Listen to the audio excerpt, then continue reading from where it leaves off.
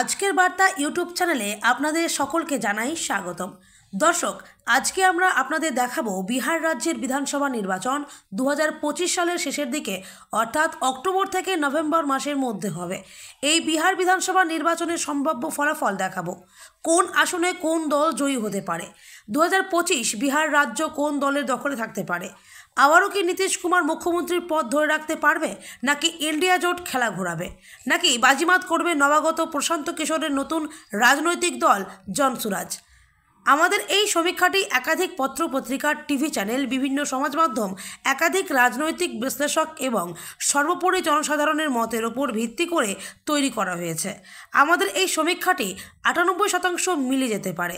ভিডিওটি শুরু করার পূর্বে আপনাদের কাছে ছোট্ট একটা অনুরোধ করছি, আপনি যদি এই চ্যানেলে নতুন হয়ে থাকেন তাহলে যে কোনো ধরনের ছোট থেকে বড় রাজনৈতিক খবর সবার আগে জানতে চাইলে এক্ষুনি চ্যানেলটিকে সাবস্ক্রাইব করে নিন। আর ভিডিও ভালো লাগলে অবশ্যই লাইক, কমেন্ট এবং শেয়ার করতে ভুলবেন না। আর আপনি কমেন্টের মাধ্যমে আমাদের জানাবেন বিহার বিধানসভা নির্বাচনে কোন দল কয়টি আসন পেতে পারে, কোন দলের দখলে থাকতে পারে বিহার। তো বন্ধুরা, চলুন বেশি দেরি না করে ভিডিওটি শুরু করা যাক। তো দর্শক বন্ধুরা, আমরা প্রথমেই যে জেলাটি দেখে নেব সেটি হলো পশ্চিম চম্পারণ। এই পশ্চিম চম্পারণ জেলায় বিধানসভার আসন সংখ্যা হলো 9টি আসনের মধ্যে এনডিএ পাচ্ছে 7টি আসন, ইন্ডিয়া পাচ্ছে 2টি আসন, অন্যান্যরা পাচ্ছে 0টি আসন। আমরা দেখে নেব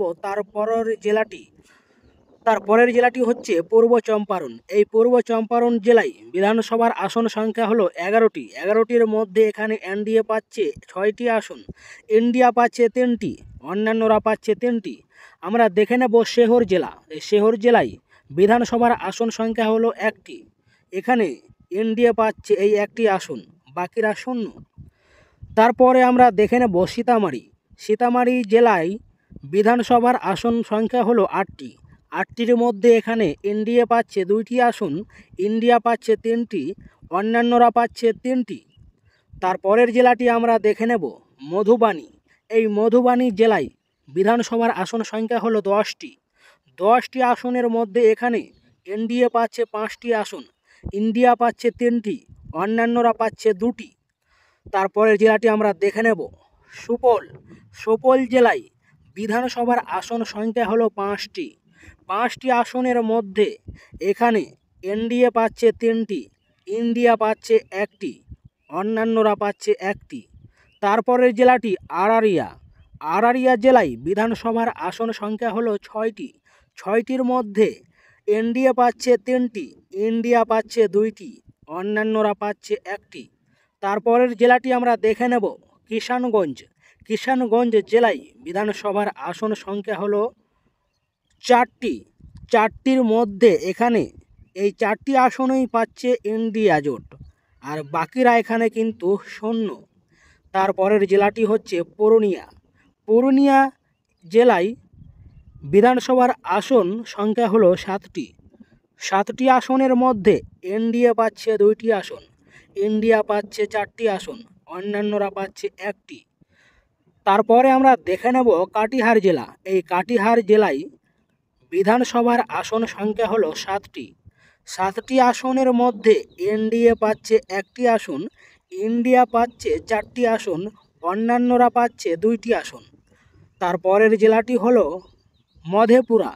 এই মধেপুরা জেলায় বিধানসভার আসন সংখ্যা হলো 4টি আসনের মধ্যে এখানে এনডিএ পাচ্ছে 1টি আসন, ইন্ডিয়া পাচ্ছে 3টি এবং অন্যান্যরা 0টি। তারপরের জেলাটা সাহারসা। এই সাহারসা জেলায় বিধানসভার আসন সংখ্যা হলো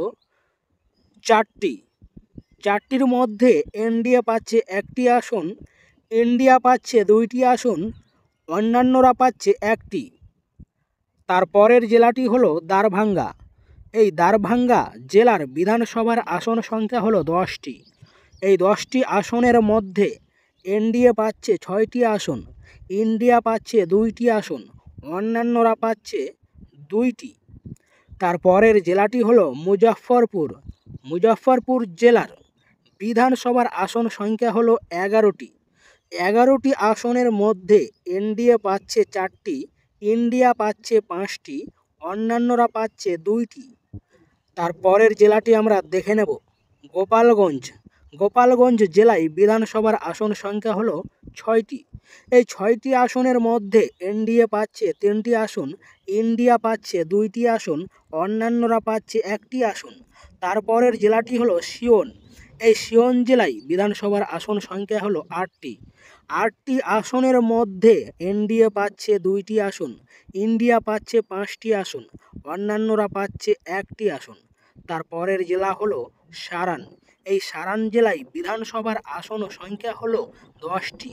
এই 10টি আসনের মধ্যে এনডিএ পাচ্ছে 2টি আসন, ইন্ডিয়া পাচ্ছে 7টি, অন্যান্যরা পাচ্ছে 1টি। তারপরের জেলাটি হলো বৈশালী। এই বৈশালী জেলায় বিধানসভার আসন সংখ্যা হলো 8টি। 8টি আসনের মধ্যে এখানে এনডিএ পাচ্ছে 2টি আসন, ইন্ডিয়া পাচ্ছে 4টি আসন, অন্যান্যরা 2টি। তারপরের জেলাটি হলো সমস্তিপুর। এই সমস্তিপুর জেলায় বিধানসভার আসন সংখ্যা হলো 10টি। এই 10টি আসনের মধ্যে এনডিএ জোট পাচ্ছে 3টি, ইন্ডিয়া জোট পাচ্ছে 3টি, অন্যান্যরা পাচ্ছে 4টি। তারপরের জেলাটি হলো বেগুসরাই। বেগুসরাই বিধানসভার আসন সংখ্যা হলো 7টি। 7টি আসনের মধ্যে এনডিএ পাচ্ছে 2টি আসন, ইন্ডিয়া পাচ্ছে 4টি আসন, অন্যান্যরা পাচ্ছে 1টি। তারপরের জেলাটি হলো খাগড়িয়া জেলার বিধানসভার আসন সংখ্যা হলো 4টি। আর এই 4টি আসনের মধ্যে এনডিএ পাচ্ছে 2টি, ইন্ডিয়া 0, বাকিরা 2টি পাচ্ছে। তারপরের জেলাটি রয়েছে ভাগলপুর বিধানসভা। এই ভাগলপুর জেলা, এই ভাগলপুর জেলায় বিধানসভার আসন সংখ্যা হলো 7টি। 7টি আসনের মধ্যে এনডিএ পাচ্ছে 5টি আসন, ইন্ডিয়া পাচ্ছে 2টি আসন, অন্যান্যরা 0টি। তারপরের জেলাটি রয়েছে বাক্কা। এই বাক্কা জেলার বিধানসভার আসন সংখ্যা হলো 5টি। 5টি আসনের মধ্যে এনডিএ পাচ্ছে এখানে 5টি আসন, বাকিরা 0। তারপরের জেলাটি রয়েছে মুঙ্গের জেলা। এই মুঙ্গের জেলার বিধানসভার আসন সংখ্যা হলো 3টি। এই 3টি আসনের মধ্যে এখানে এনডিএ পাচ্ছে 2টি আসন, ইন্ডিয়া পাচ্ছে 1টি, বাকিরা কিন্তু 0টি। তারপরের জেলাটি রয়েছে লক্ষ্মীসরাই। এই লক্ষ্মীসরাই জেলার বিধানসভার আসন সংখ্যা হলো 2টি। আর এই 2টি আসনই পাচ্ছে এনডিএ, ইন্ডিয়া এবং অন্যান্যরা 0। তারপরের জেলাটি রয়েছে শেখপুরা। এই শেখপুরা জেলায় বিধানসভার আসন সংখ্যা হলো 2টি। আর এই 2টি আসনই কিন্তু পাচ্ছে এখানে ইন্ডিয়া, এনডিএ, অন্যান্যরা এখানে 0। তারপরের জেলাটি রয়েছে নালন্দা। এই নালন্দা জেলার বিধানসভার আসন সংখ্যা হলো 7টি। 7টি আসনের মধ্যে এনডিএ পাচ্ছে 4টি আসন, ইন্ডিয়া পাচ্ছে 3টি আসন এবং অন্যান্যরা 0। তারপরের জেলাটি রয়েছে পাটনা। এই পাটনা জেলার বিধানসভার আসন সংখ্যা হলো 14টি। 14টি আসনের মধ্যে এনডিএ পাচ্ছে এখানে 8টি আসন, ইন্ডিয়া পাচ্ছে 4টি, অন্যান্যরা পাচ্ছে 1টি। তারপরের জেলাটি রয়েছে ভোজপুর। এই ভোজপুর জেলায় বিধানসভার আসন সংখ্যা হলো 7টি। 7টি আসনের মধ্যে এনডিএ পাচ্ছে 3টি আসন, ইন্ডিয়া পাচ্ছে 4টি আসন, অন্যান্যরা 0টি। তারপরের যে জেলাটি রয়েছে বক্সার। এই বক্সার জেলার বিধানসভার আসন সংখ্যা হলো 4টি। আর এই 4টি আসনই পাচ্ছে ইন্ডিয়া, এনডিএ, অন্যান্যরা 0। তারপরের জেলাটি রয়েছে করিমপুর। এই করিমপুর জেলার বিধানসভার আসন সংখ্যা হলো 4টি। আর এখানে এই 4টি আসনের মধ্যে এনডিএ পাচ্ছে 2টি আসন, ইন্ডিয়া পাচ্ছে 2টি, অন্যান্যরা 0টি। তারপরের যে জেলাটি রয়েছে রোহতস। এই রোহতস জেলার বিধানসভার আসন সংখ্যা হলো 7টি। 7টি আসনের মধ্যে এখানে এনডিএ 0, ইন্ডিয়া 6টি আসন পাচ্ছে এবং অন্যান্যরা পাচ্ছে 1টি আসন। তারপরের যে জেলা রয়েছে আরওয়াল। এই আরওয়াল জেলার বিধানসভার আসন সংখ্যা হলো 2টি। আর এই 2টি আসনই পাচ্ছে ইন্ডিয়া, এনডিএ, অন্যান্যরা এখানে কিন্তু 0। তারপরের যে জেলাটি রয়েছে জাহানাবাদ। এই জাহানাবাদ জেলার বিধানসভার আসন সংখ্যা হলো 3টি। এই 3টি আসনের মধ্যে 3টি আসনই পাচ্ছে ইন্ডিয়া, এনডিএ, এবং অন্যান্য শূন্য। তারপরের যে জেলাটি রয়েছে ঔরঙ্গাবাদ। এই ঔরঙ্গাবাদ জেলার বিধানসভার আসন সংখ্যা হলো 6টি। এই 6টি আসনের মধ্যে এই 6টি আসনই পাচ্ছে এনডিএ এবং অন্যান্যরা এখানে শূন্য। তারপরের যে জেলাটি রয়েছে গয়া। এই গয়া জেলার বিধানসভার আসন সংখ্যা হলো 10টি।